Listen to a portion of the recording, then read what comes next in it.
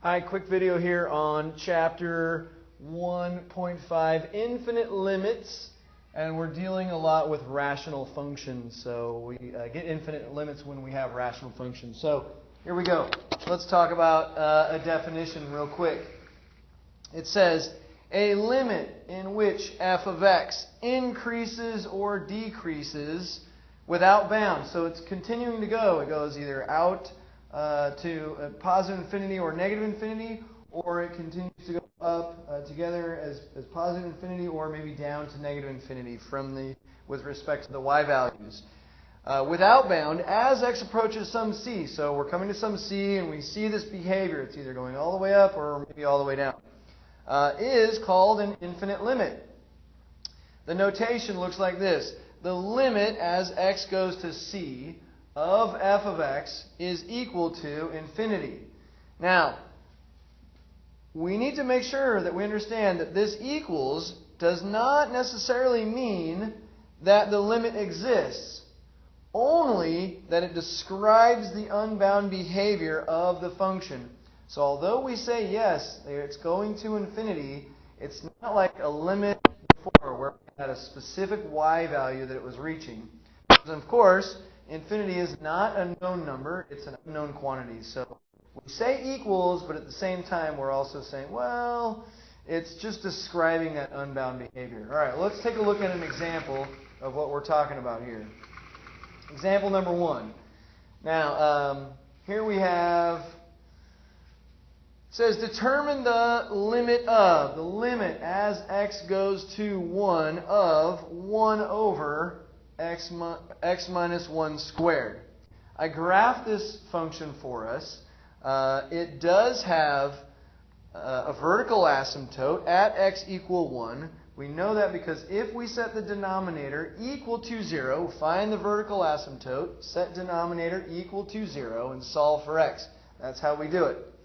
So if we were to set this equal to 0, we would get x minus 1 squared equals 0. We add 1 to both sides, and we would get x equal 1. We note here that we have a vertical asymptote at x equal 1. And if we plug in points, we would see this.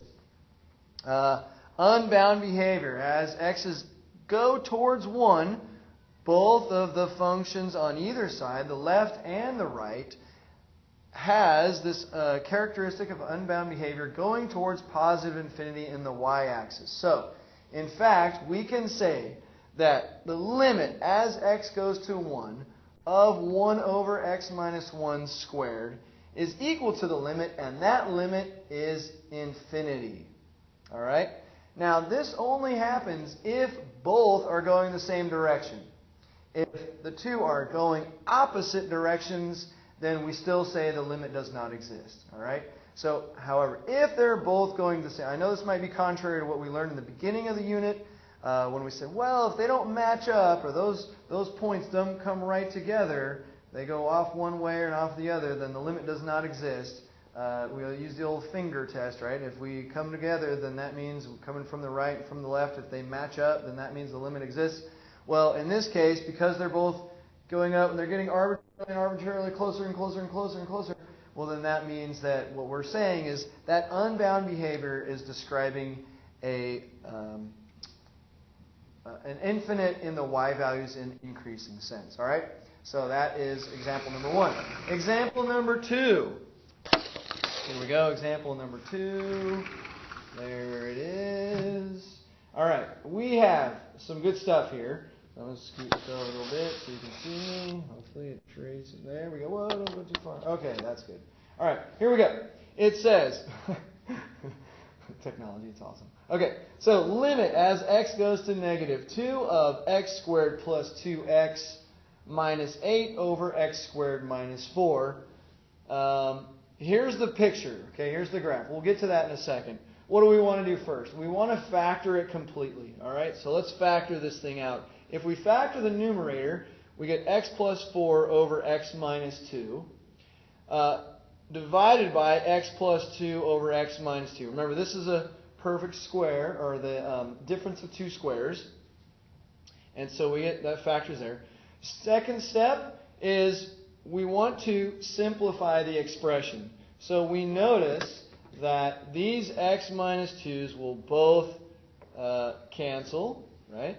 They're the same, so they divide out, and same thing divided by itself is just 1. So those two divide out. Second, or third, what we want to do is find the vertical asymptotes. Now that we have it simplified, now we can find the vertical asymptote. As we stated earlier, we set the denominator equal to 0. So x plus 2 is equal to 0. We get a vertical asymptote at x equal negative 2. Finally, step 4 is evaluate the limit algebraically or graphically. All right, so let's see what's happening here.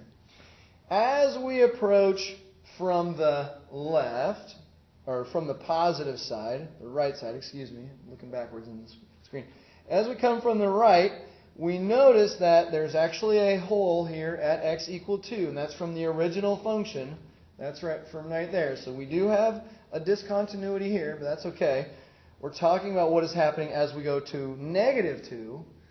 As the function approaches negative 2, it continues to go closer and closer to that, and it grows without bound vertically. All right?